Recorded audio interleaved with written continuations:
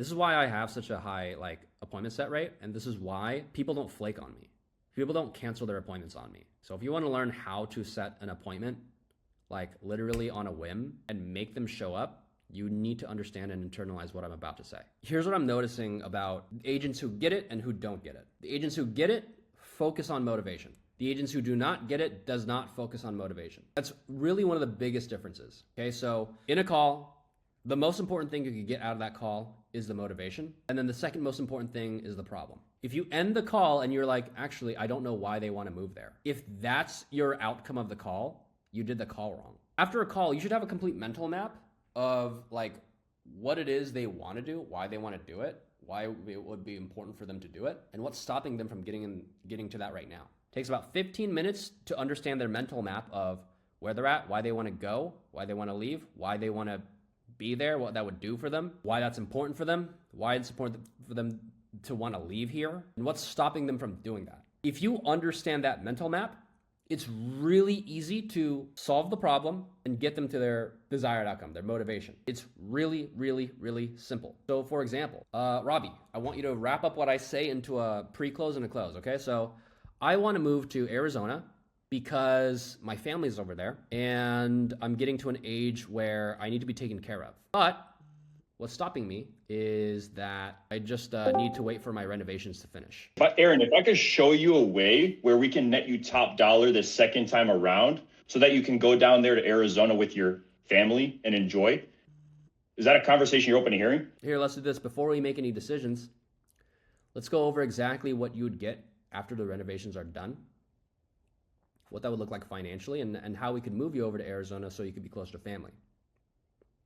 And if it makes all sense to you, if it all makes sense to you, then you can make some decisions from there. Okay? How can I say no to that? I can't. That's exactly what I want. That's exactly what I want. It's hard to not set an appointment when you completely understand their scenario. And if you're coming from the framework of like, I want to help him get to that endpoint he wants to get to by resolving the issues that he's having. If that's your framework and your language and tonality is leading and commanding, they'll say yes. Yesterday, so with my ISAs, they kind of mark a hot lead as they give me an indicator it's a hot lead, and I'll call those ones immediately, and I'll say in the chat like, okay, set an appointment with them for Wednesday. Thank you, set an appointment with them for Friday. All right, cool, I set an appointment with them tomorrow at 4. And my ISAs are going like, how are you setting an appointment every time? And I was like, feel free to listen to the calls. It's all recorded, you know? And I was thinking about this and I was like, if the seller's motivated, if they have a motivation, there's no reason why you can't set the appointment. How to do it wrong is by talking about yourself, trying to flex who you are, asking close-ended yes or no questions. That's how you do it wrong. But if you're asking the right open-ended questions, understanding what their motivation is, understanding what their problem is, and helping them get there, then you're gonna set an appointment every time. Let's try this. Intro, motivation, problem, pre-close, close. Hey Aaron, this is Austin. I'm a local realtor here in the GR area. I was just calling about your property there on Banana Street. You got a second? Yeah, what's going on? Hey Aaron, I was just calling to see if you had any plans of maybe buying or selling your home in the future. Maybe, I don't know. I've been tossing around the idea. I'm not sure yet. Okay, great. What's got you, Aaron, what's got you thinking about selling? Well, I think we just stayed here. We've been here we've been here for a long time. I think it's time for a little bit of change. Okay, yeah. So it sounds like kind of tired of the area. You want something new. Yeah, I get that. What's stopping you from making that happen, I guess, now? Is there anything, I guess, specific that's kind of holding you back? Okay. So you're asking for the second part, which is the problem, which is good. But if you move on from what I just said, which is we're looking for a little bit of change. And guys, we're getting deep into this right now. We're getting very technical. This is why I have such a high appointment set rate, and this is why people don't flake on me. People don't cancel their appointments on me. All right? So if you want to learn how to set an appointment literally on a whim and make them show up, You need to understand and internalize what I'm about to say. I just gave you a few words. I'm getting tired of living here. It's time for something different. What does that mean? What are they tired of? What are all the presuppositions in that sentence right there? I'm getting tired of living here. It's time for something different. Okay? You're tired of living here. There's something making you tired of living here. There's something you don't like about here. There's some place you could live that won't make you tired of living there. You don't like living here anymore. You want to make a move. There's some aspect of being here that you don't like. Something happened where you've decided, okay, I'm tired of this now. There's a place I'd rather be. It would make me feel a little different than tired. So I want to know all about that. I want to know everything about that. So what are all the questions that you can ask to get to know that? Like, what is that doing for you, or how is being stationed? Like, what is, just diving deeper in that. So like, how is that a problem for you? All right, to understand this mental map, you have to ask the broadest question possible, because the more specific question you ask, you get tiny details. I'm looking for a change. I'm looking for something different. Okay. What do you mean you're looking for change? What does that mean? What does that look like? I was just going to say, what does change look like for you? Yeah. What happened that caused you to look for change? Okay, so Austin, give me one of those questions. Yeah, I'm looking for change. I'm a little tired of living here. All right, Eddie, you be the seller. I'll be the agent. Sounds good. Tired of living here and looking for change. Yeah, Eddie, I get it. You know, after a while, it gets a little repetitive. What's going on? What happened? Yeah, it's just getting too crowded here. There's a lot of theft going around. Oh. People stealing boxes from my porch. So, I'm tired of that. Yeah, I would get tired of that immediately. Okay. Did that happen to you? You get stuff stolen? Yeah, it's happened a few times already. Hope they weren't valuable stuff. That sucks, man. Okay, so you want to get out of there because of theft? Where would you like to go? Maybe somewhere quieter, the high desert. You know, I like the heat, so I definitely want to keep that. So.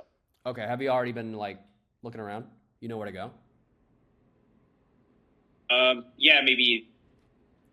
I want to keep the same rooms, same space, I guess, in the home. But yeah, I've been looking at places that are not so in the city.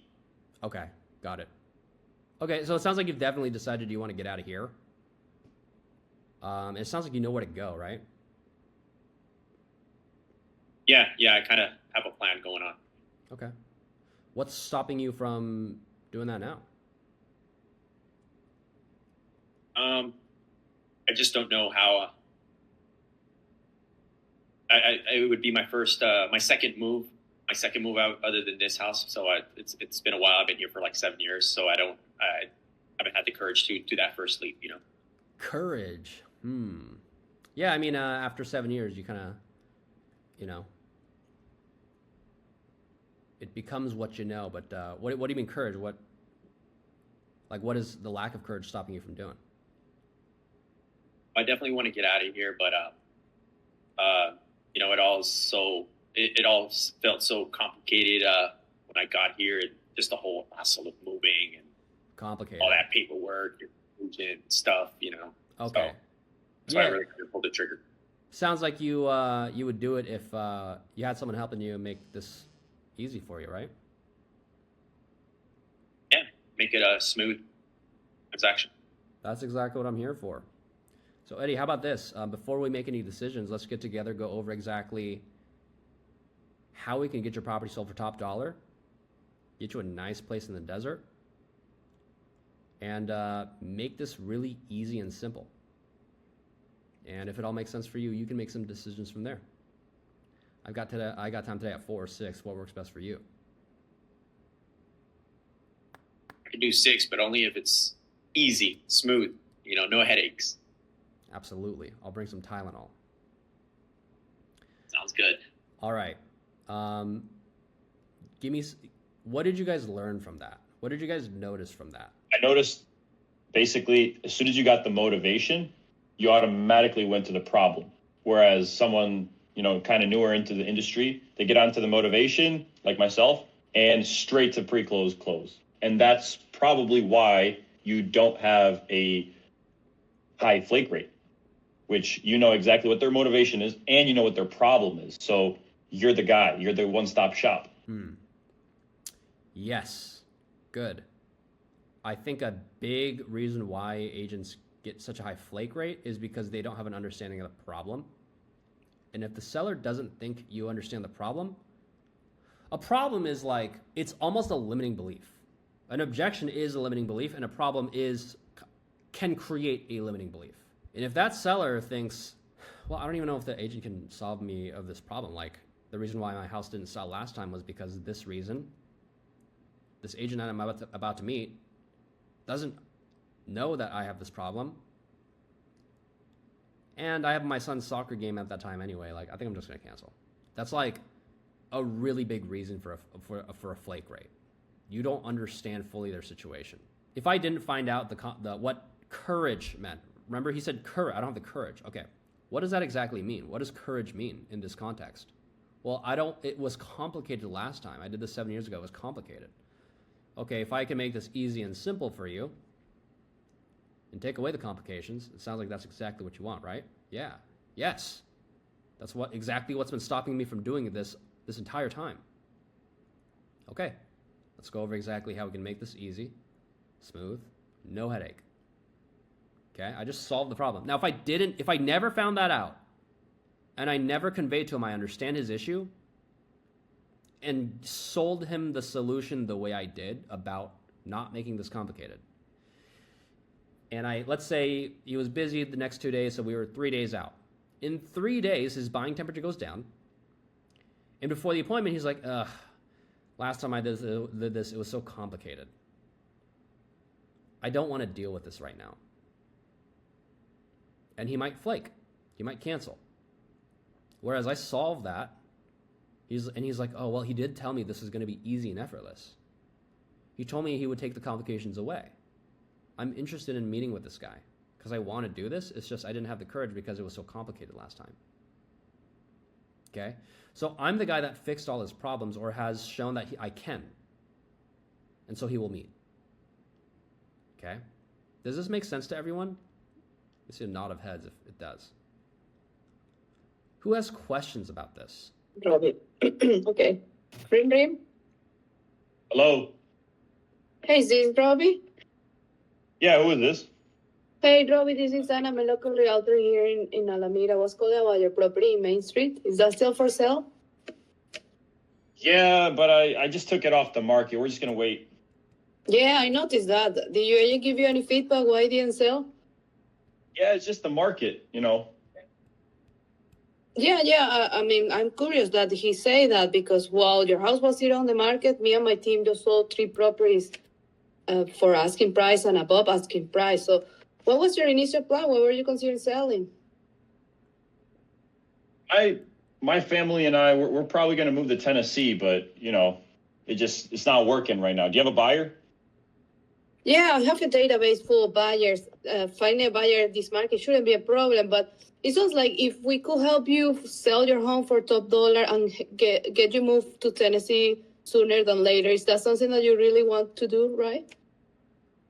Hold on, let's fix your tonality on that last question.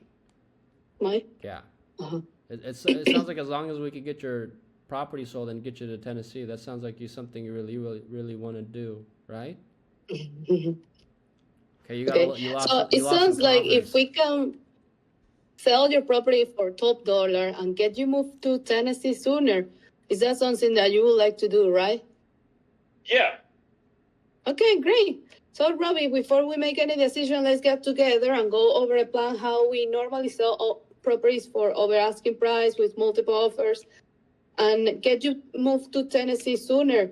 And if all that makes sense, you can make a decision from there. So I got time today at 4 or 6. Which one is better for you? Let's end it there. Good. So where was Robbie wanting to move? To Tennessee. Tennessee.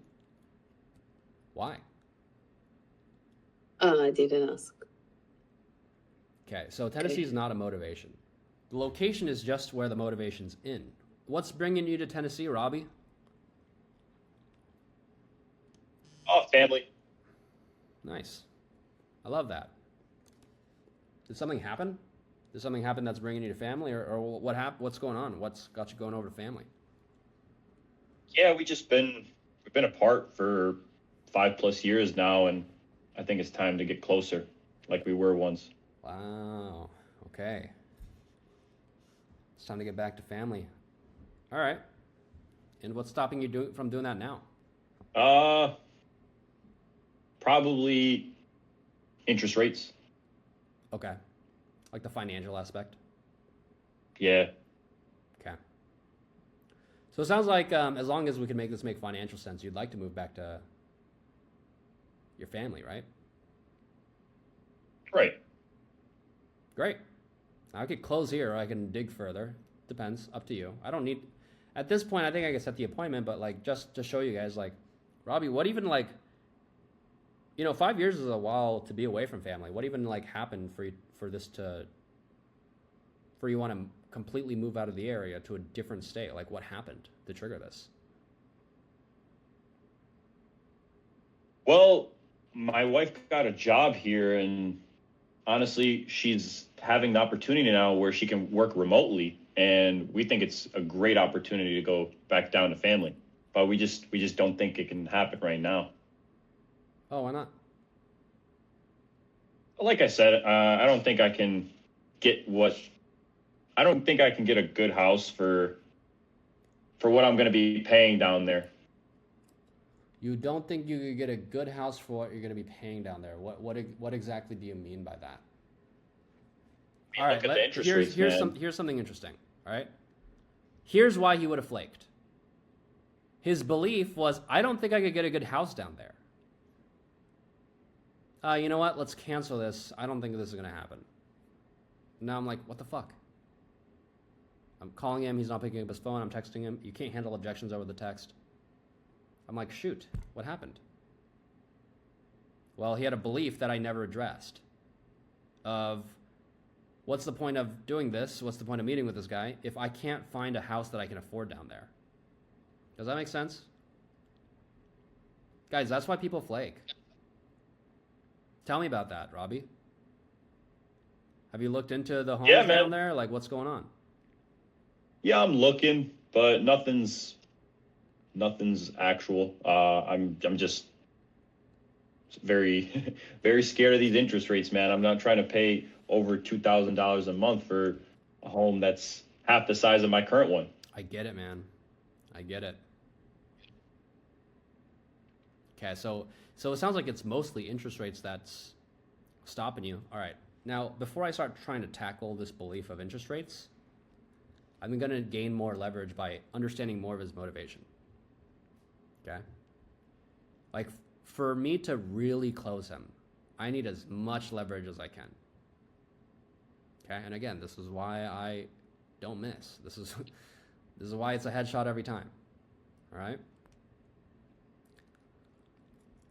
Robbie, you mentioned you've been gone for like 5 years. Now your wife has a remote job. That kind of affords you the ability to move closer. How has it been a problem for you guys that, like, you've been away from families for so long?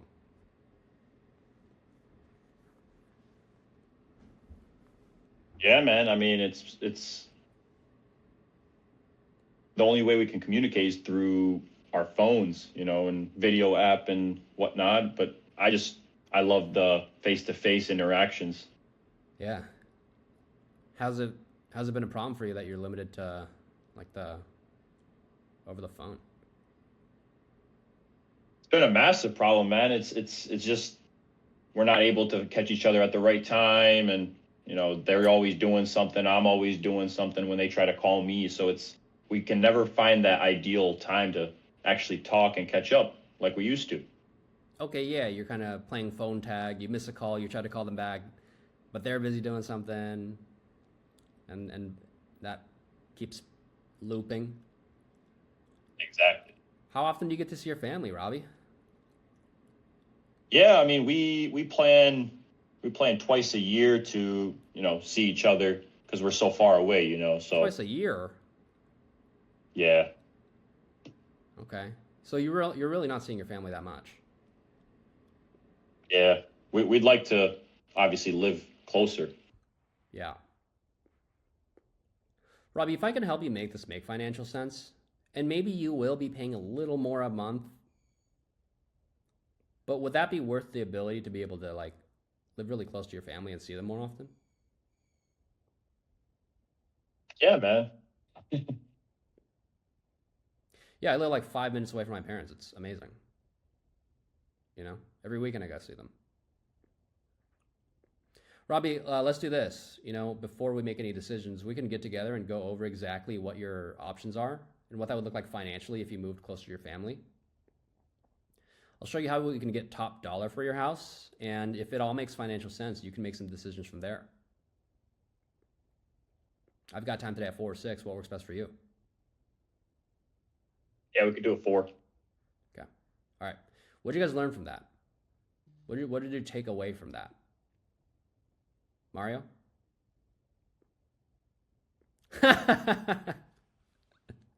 How did I headshot, though? How did I do that? I mean, you really dug into his motivation. You got the true root of what he wanted to do. And the problem, interest rate, it's not that you can't solve it. I mean, it does kind of suck, but the way you present it as, we can go over your options and see what it would look like. And you have that leverage. And then, so now he's more like, yeah, well, let's sit and talk about it. And you could show like what you could do with your equity, what payments might look like, this and that. And you have that fruit that you're dangling to see your family. But he's going to be more willing to want to meet with you because you very clearly understand what he wants to do. And he does want to do it. It's just a matter of it making sense. Yeah, and I don't know if you guys caught what I did there, but like before handling that the interest rate thing, I went backwards and asked him a few more questions. What did that do for me? Or what did that do for me to do that? What happened as a result? Eddie, Austin, Anna? Was it when you went back to asking them about how long they've been away from the family or something like that? Yeah. But you went more of the emotional side of it, right? Okay. Yeah. You started Good. digging into the emotional side to Good. get a deeper emotional leverage. Okay. This whole What else did I do? motivation. Mm-hmm. You provided clarity to the seller when he probably never reiterated it himself. Hey, this is a big problem to me. Okay. Yeah. He probably never told himself that. And you were the one to say, hey, kind of digging into that aspect. Hey, how's that a problem to you that you're not with your family? Mm-hmm. He's probably never put that into words and told someone about it. Yes. And then there you are, and you solved that problem. Correct. Yeah. Eddie, Rob, you're both correct. I made him verbalize consciously. Like this the seller can go through this, and in the back of his mind, he's like, you know what? I miss my family. I want to move down there. But chances are he's never told anyone why, how it's been a problem for him, how it's been affecting him, how it's making him feel. He's never been asked these questions, probably. And by me asking these questions, he's now understanding the reality, the gravity of it, how it's a problem for him. And when he realizes these things, he'll naturally become emotional. And when someone gets emotional, they're willing to compromise, make a rushed decision, or take action on the solution of their problem. And of course, you have to use this ecologically, where everyone benefits from the situation. Okay, you do not use this in a negative way. But if his goal is to move closer to family because it's been so long, and you only see them twice a year, then it's in his benefit to be like, all right, well, let's see what the options are. So I proposed that to him.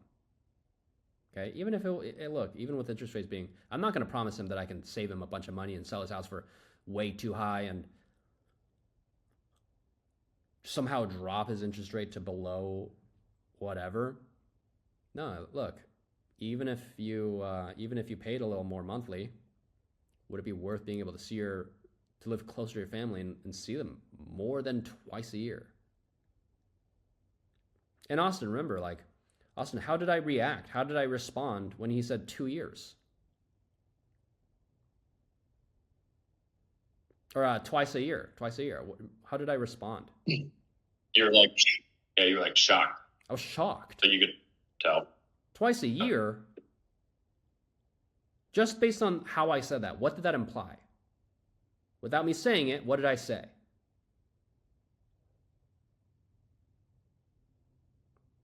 Damn, it's been that long. Austin? Like, it's a Yeah, like it problem. was just yeah, it was essentially just a long time, and I don't know. That's What else?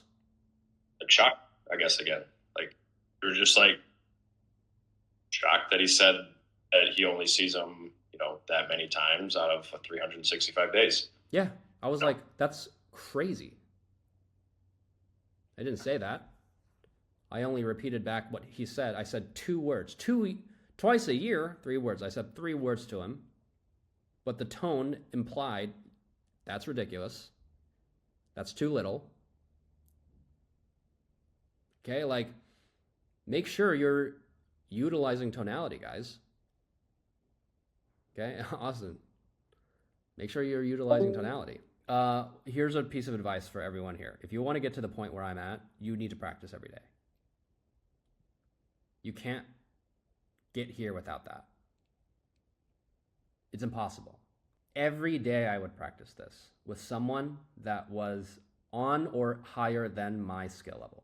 And I would submit my calls for someone to critique them, point out where I'm going wrong, point out my blind spots so I can understand what I'm doing wrong. Make sure you're recording your calls. If you're using Mojo, purchase the $25 a month call recording feature. If you're on Enzo, it does it for you. On Follow Boss, it does it for you. If you're calling through Follow Boss, which is $39 a month. Get those and send in your recordings so I can critique them. That's where you're going to experience the biggest growth, because you become aware of what you're not aware of. Okay? Make your calls, record your calls, and role play every day. You're going to see a drastic increase in your skills, the amounts of appointments you set, and how many people show up to those appointments.